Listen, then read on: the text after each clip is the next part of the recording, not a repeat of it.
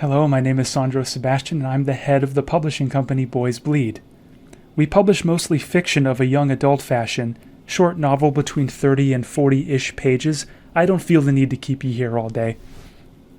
The name of the company, of course, is derived from my self-published title, Boys Bleed. A fantasy adventure novel with illustrations done by me, Sandro Sebastian, as all the company's titles are. Let's see if we can blend a comic book action-adventure feel with a more classical artistic style, and all of the while including the charm of a former Victorian 19th century novel feel that words had before everyone was writing a book just to get a movie deal. All of this is the mission of the Boys Bleed Publishing Company. Now let's take a look at this video and see what's going on in my world this week.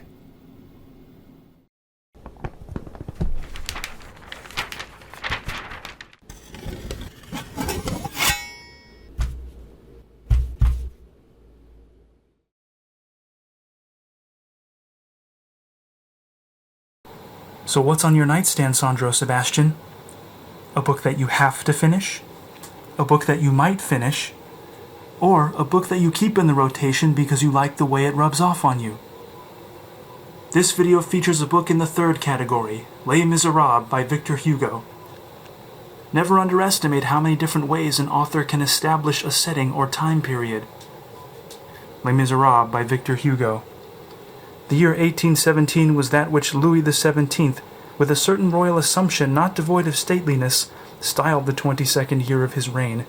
It was the year when M. Rougier de Saussume was famous, all the hairdressers' shops, hoping for the return of powder and birds of paradise, were bedizened with azure and fleur de lis.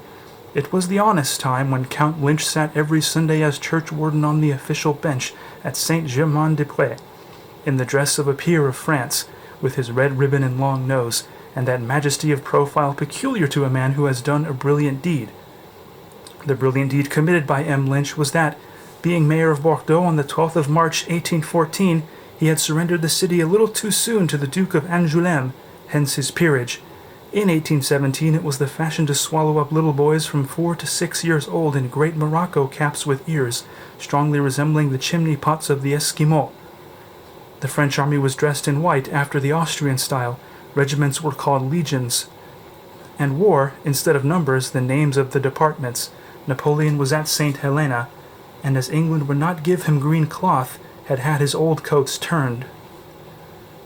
In 1817, Pellegrini sang, Mademoiselle Bigottini danced, Potier reigned. Audrey was not yet in existence. Madame Saqui succeeded to Forioso. There were Prussians still in France. M. Delalot was a personage. Legitimacy had just asserted itself by cutting off the first and then the head of Pléginet, Carbonneau, and Talleyrand. Prince Talleyrand, the Grand Chamberlain, and Abbé Louis, the designated Minister of the Finances, looked each other in the face, laughing like two augurs. Both had celebrated the Mass of the Federation in the Champ de Mars on the 14th of July, 1790.